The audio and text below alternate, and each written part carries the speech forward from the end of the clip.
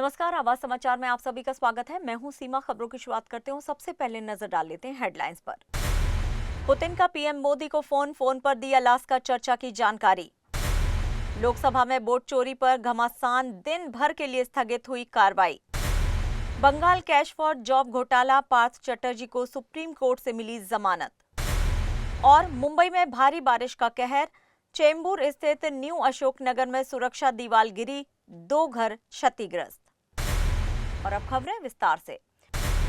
रूस और भारत के रिश्तों को लेकर एक अहम बातचीत हुई है। रूस के राष्ट्रपति व्लादिमीर पुतिन ने प्रधानमंत्री नरेंद्र मोदी को फोन किया। इस फोन कॉल के दौरान पुतिन ने पीएम मोदी को अलास्का में अमेरिकी राष्ट्रपति डोनाल्ड ट्रंप से हुई बातचीत की बैठक की जानकारी दी।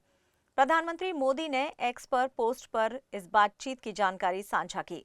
पीएम मोदी ने लिखा, मेरे मित्र राष्ट्रपति पुतिन को फोन कॉल और अलास्का बैठक के बारे में जानकारी देने के लिए धन्यवाद। भारत ने हमेशा से यूक्रेन विवाद का शांतिपूर्ण समाधान निकालने की अपील की है और इस दिशा में किए जा रहे हर प्रयास का समर्थन करता है। दोनों नेताओं के बीच ये संवाद ऐसे समय पर हुआ जब रूस यूक्रेन युद्ध पर वैश्विक स्तर पर नए समीकरण बन रहे हैं। पीएम मोदी ने भरोसा जताया है कि आने वाले दिनों में भारत और रूस के बीच लगातार आदान प्रदान और संवाद जारी रहेगा। ये कॉल न सिर्फ भारत रूस की मजबूत दोस्ती का संदेश देता है, बल्कि वैश्विक कूटनीति में भारत की बढ़ती भूमिका को भी दिखाता है। दिल्ली में संसद में जारी मानसून सत्र में लोकसभा का पूरा दिन आज हंगामे की भेंट चढ़ गया। विपक्षी दलों ने वोट चोरी के मुद्दे पर जमकर हंगामा किया। विपक्ष का आरोप है कि मतदाता सूची में बड़े पैमाने पर धांधली की गई है, लाखों नाम बिना जांच काट दिए गए और चुनाव आयोग पर दबाव डालकर वोटरों की हेराफेरी कराई जा रही है। लोकसभा में जैसे ही प्रश्नकाल शुरू हुआ, विपक्षी सांसद नारेबाजी करते हुए बेल में उतर आए। कुछ सांसद हाथों में पोस्टर लेकर विरोध करते रहे। स्पीकर ने कई बार व्यवस्था बनाने की कोशिश की, लेकिन भारी शोरगुल के बीच कार्रवाई चलना मुश्किल हो गया। पहली कार्रवाई को दोपहर 2 बजे तक के लिए स्थगित किया गया, लेकिन जब दोबारा बैठक शुरू हुई तो हालात जस के तस रहे। नतीजा ये हुआ कि स्पीकर ने पूरे दिन के लिए कार्रवाई स्थगित करने का ऐलान कर दिया। इस बीच विपक्ष ने सरकार को निशाने पर लेते हुए कहा कि लोकतंत्र की जड़ें हिलाई जा रही हैं। वहीं सरकार ने पलटवार करते हुए कहा है कि विपक्ष सिर्फ बेवजह मुद्दा उछालकर सदन नहीं चलने देना चाहता, जबकि चुनाव आयोग पूरी तरह स्वतंत्र है और सभी कदम नियमों के तहत उठाए जाते हैं। वोट चोरी के आरोप और सांसद का ये टकराव आने वाले दिनों में और तीखा हो सकता है, क्योंकि विपक्ष ने साफ कर दिया है कि जब तक इस मुद्दे पर चर्चा नहीं होगी, वो सरकार को सदन में नहीं चलने देंगे। पश्चिम बंगाल शिक्षक भर्ती घोटाले में पूर्व मंत्री पार्थ चटर्जी को सुप्रीम कोर्ट से बड़ी राहत मिली है। सोमवार को अदालत ने उन्हें और उनके साथियों को जमानत दे दी है। हालांकि ये रिहाई सीधे जेल से नहीं होगी। ट्रायल कोर्ट अगले 4 हफ्ते में उनके ऊपर चार्ज फ्रेम करने की सुनवाई पूरी करेगा। उसके बाद अगले 2 महीने में मामले से जुड़े सभी गवाहों की गवाही पूरी होने के बाद ही उन्हें जेल से बाहर आने की अनुमति दी जाएगी। इससे पहले इसी घोटाले से जुड़े मनी लॉन्ड्रिंग के मामले में पिछले साल सुप्रीम कोर्ट ने पार्थ चटर्जी को जमानत दी थी और उनके लिए रिहाई भी लगभग 3 महीने बाद लागू हुई थी। इस बार भी सीबीआई के मामले में वही प्रक्रिया अपनाई जाएगी। इस फैसले से बंगाल की राजनीति में हलचल मची हुई है। अब ये देखना बाकी है कि आगामी सुनवाई में ट्रायल कोर्ट की प्रक्रिया कितनी तेजी से पूरी होती है और आरोपियों को कब तक जेल से राहत मिलती है। मुंबई में लगातार बारिश ने मायानगरी की रफ्तार को रोक दिया है। शहर के कई हिस्से पानी में डूबे हैं, सड़कों पर सैलाब है, अंधेरी और लोखंडवाला में तालाब जैसे हालात बन गए हैं। मरीन लाइंस में एक इमारत का हिस्सा गिर गया है, जबकि माटुंगा में बच्चों से भरी स्कूल बस फंस गई। पुलिस ने मौके पर पहुंचकर सभी को सुरक्षित बाहर निकाला। लोकल ट्रेनें प्रभावित हैं, स्टेशन पर यात्री भी फंसे हुए हैं।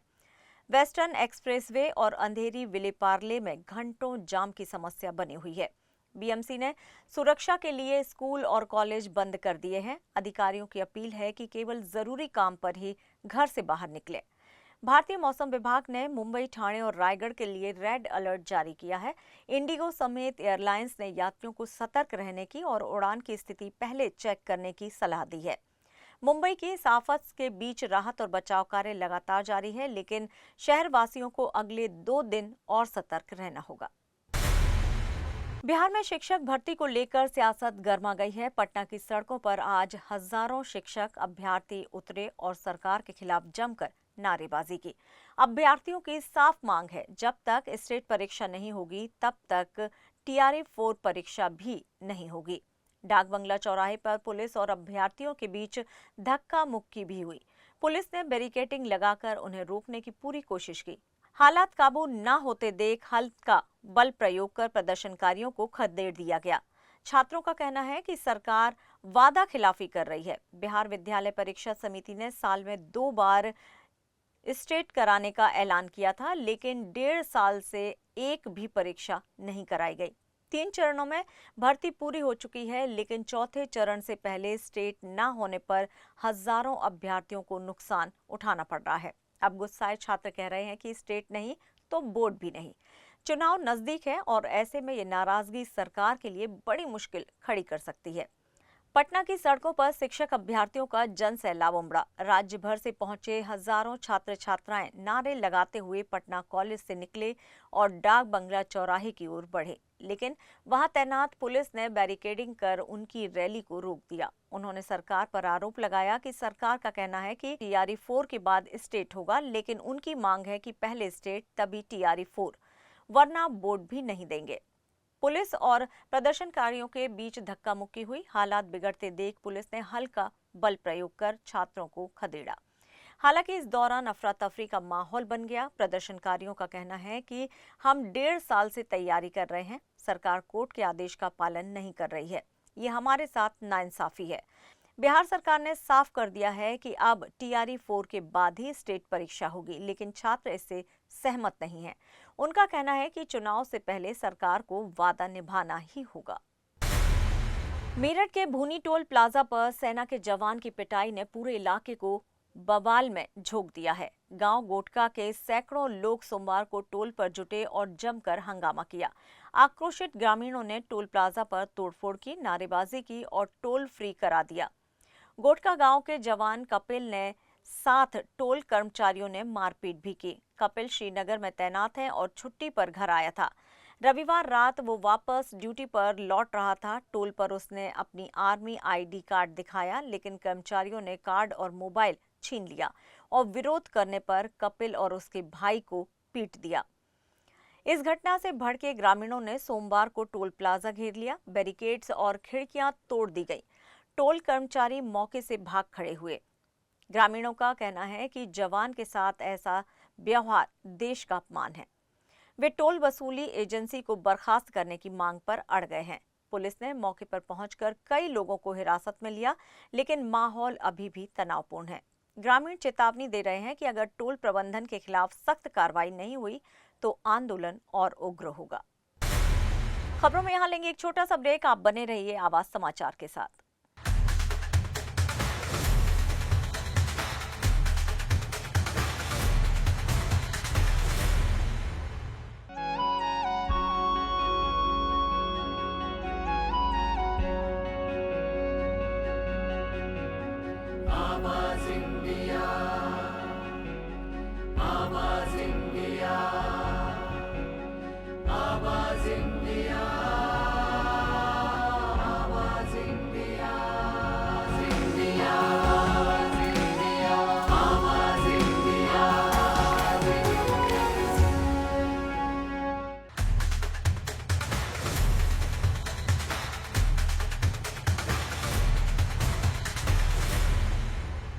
ब्रेक के बाद एक बार फिर से आप सभी का स्वागत है। बढ़ते हैं अपनी अगली खबर की ओर।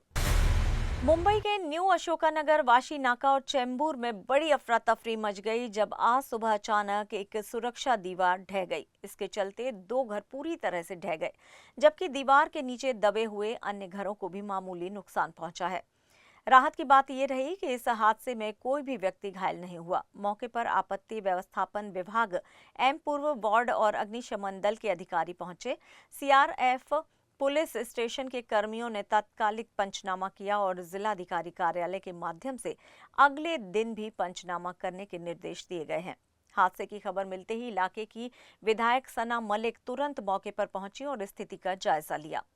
उन्होंने प्रभावित परिवारों के आवश्यक मूलभूत सुविधाओं की तत्काल व्यवस्था के निर्देश भी दिए। एनसीपी की टीम पूरी घटना स्थल पर मौजूद है और प्रभावित परिवारों को तात्कालिक सहायता और मूलभूत सुविधाएं उपलब्ध कराने में सहयोग कर रही है। मुंबई वासियों के लिए राहत की खबर है। शहर को पानी सप्लाई करने वाली बिहार झील आज दोपहर 2:45 पर ओवरफ्लो हो गई। मुंबई बीएमसी के जल अभियंता विभाग ने जानकारी दी है कि इस साल अब तक 7 में से 6 झीलें लबालब भर चुकी हैं। लगातार हो रही बारिश से जलाशयों का जलस्तर तेजी से बढ़ रहा है। बिहार झील की कुल जल धारण क्षमता 2,769 करोड़ लीटर है। यही झील पिछले साल 25 जुलाई को, साल 2023 में 26 जुलाई को और 2022 में 11 अगस्त को भरकर बहने लगी थी। मुंबई को पानी सप्लाई करने वाली सभी 7 झीलों की कुल क्षमता 14,47,000 करोड़ लीटर है। आज सुबह मिली जानकारी के अनुसार इनमें से 13,19,000 करोड़ लीटर पानी मौजूद है, यानी कि कुल क्षमता का 91.18% जल संग्रहण पहले ही हो चुका है। मुंबई के आजाद मैदान में असंगठित कामगार समिति के कार्यकर्ताओं ने टाटा ग्रुप के खिलाफ जमकर विरोध जताया। उनका कहना है कि कंपनी ने हाल ही में 12,000 कर्मचारियों को निकाल दिया, जबकि मुनाफा लगातार बढ़ रहा है। प्रदर्शनकारी ये भी कहते हैं कि कंपनी ने नए 80,000 कर्मचारियों की भर्ती की है, जिससे असंतोष और बढ़ गया है। असंगठित कामगार समिति के अध्यक्ष मनोज व्यवहारे ने बताया कि आज शाम टाटा के एचआर और प्रबंधक से मीटिंग होगी और यदि निकाले गए कर्मचारियों को वापस नहीं लिया गया तो उनका आंदोलन और उपोषण जारी रहेगा। ये अभी जो इनसाइड ट्रेडिंग चल रहा है, जिसमें लॉस चल रहा है, उसके बारे में हमें शक है, हम इसे कन्फर्म नहीं कर सकते, लेकिन शक है कि सेबी और देश की सीबीआई इसकी जांच कर ले कि इनसाइड ट्रेडिंग हुई, ऐसा हमें शक है। क्योंकि जहाँ पर हमने देखा कि कुछ दिनों पहले आप वहाँ पर 12 कर्मचारी को निकालते हैं, उसके कुछ ही समय में आप बताते हैं कि 80% उनके एम्प्लॉय को आप हाइक मतलब सैलरी बढ़ाते हो और उसके कुछ दिनों के बाद आप कहते हैं कि 40 लोग हम नए भर्ती करने वाले। इसका मामला क्या है? एक तरफ से आप क्या कह रहे हैं तराजू में कि हम लोग निकाल रहे हैं, दूसरी तरफ किसी ज़्यादा लोगों को भर्ती कर रहे हैं, तीसरी जगह आप उनकी 80% लोगों की सैलरी बढ़ा रहे हो। इसका मतलब क्या है? एक गोल गोल घुमाने वाली क्या बात है?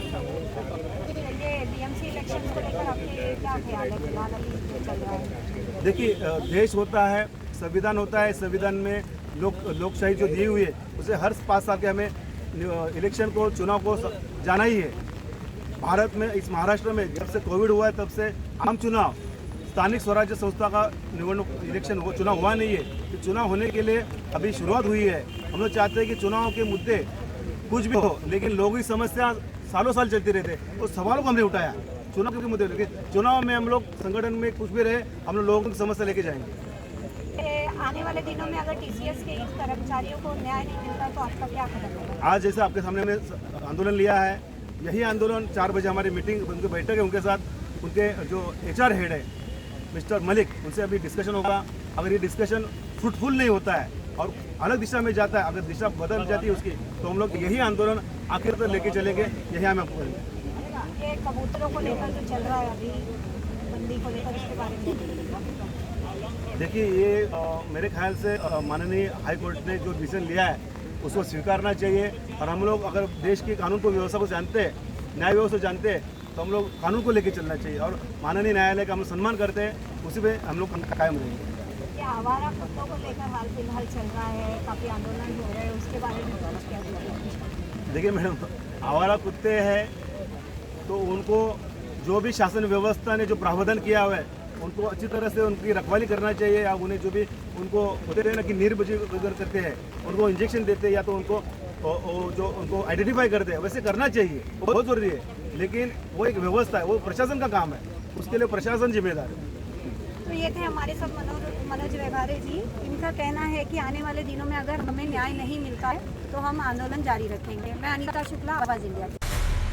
ठाणे से एक बड़ी खबर सामने आ रही है। यहाँ एक शख्स ने खुद को ट्रैवल एजेंट बताकर राजस्थान के सिलचर के 32 वर्षीय युवक के साथ धोखाधड़ी की। पीड़ित ने अपने 2 रिश्तेदारों को विदेश में नौकरी के लिए भेजने के लिए आरोपी को यूपीआई के माध्यम से 3,77,916 रुपए ट्रांसफर किए, लेकिन मिले हुए टिकट नकली निकले। जब पीड़ित ने संपर्क किया तो आरोपी ने पहले झूठा आश्वासन दिया और बाद में संपर्क तोड़ दिया। मीरा रोड पुलिस ने आरोपी के खिलाफ 15 अगस्त को धोखाधड़ी और जालसाजी का मामला दर्ज कर उसकी तलाश शुरू कर दी है। ये मामला डिजिटल ठगी की बढ़ती घटनाओं की ओर इशारा करता है। हाल ही में हरियाणा के नूह जिले में भी साइबर ठगी के 6 आरोपी गिरफ्तार किए गए थे, जिनके पास से फर्जी सिम, एटीएम कार्ड और नकली बैंक किट बरामद हुई थी। मशहूर यूट्यूबर और बिग बॉस OTT 2 के विजेता एल्विश यादव के गुरुग्राम स्थित घर के बाहर रविवार सुबह गोलीबारी हुई। बाइक सवार बदमाशों ने करीब 24 राउंड फायरिंग की, जिससे इलाके में दहशत फैल गई। इस दौरान घर पर उनकी मां सुषमा यादव मौजूद थी। हालांकि किसी को शारीरिक नुकसान नहीं पहुंचा। फायरिंग की घटना के बाद सीसीटीवी फुटेज में बदमाश कैद हो गए और पुलिस जांच में जुट गई है। एल्विश ने इस घटना पर सोशल मीडिया के जरिए अपनी प्रतिक्रिया दी है। उन्होंने कहा कि मैं और मेरा परिवार सुरक्षित है। एल्विश यादव ने सोमवार को सोशल मीडिया पर एक पोस्ट साझा करते हुए फैंस को शुभकामनाओं और समर्थन के लिए धन्यवाद दिया। उन्होंने लिखा, आपकी चिंताओं और प्रार्थनाओं के लिए दिल से आभार। हम स्वस्थ और सुरक्षित हैं। इस हमले की जिम्मेदारी कथित रूप से गैंगस्टर हिमांशु भाऊ और नीरज फरीदपुरिया ने सोशल मीडिया पोस्ट के जरिए ली है। गोलीबारी के निशान उनके घर की दीवारों पर साफ नजर आए। और फिलहाल आवाज समाचार में इतना ही, लेकिन आप देखते रहिए आवाज इंडिया। नमस्कार।